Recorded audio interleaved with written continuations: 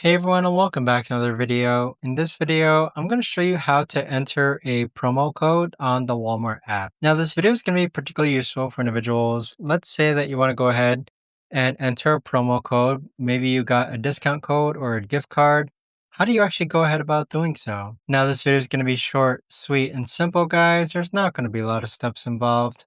Now, in order to do this, what you're first going to do is log on to the Walmart app. Next, click on the cart on the top right hand corner. Then, click on Continue to Checkout. Then click on No Thanks. Now, on this page here, if you scroll down, you're going to see an option to enter a promo code where it says Have a promo code. So click on that, then enter a promo code, and then click on Apply. But that right there, guys, is the best and easiest way that I know of to actually go ahead and enter a promo code on the Walmart app. If you guys know of a better or easier way to actually do this, let me know in the comments down below. I would love to know. Thanks so much for watching everyone, and I'll see you guys all in the next video.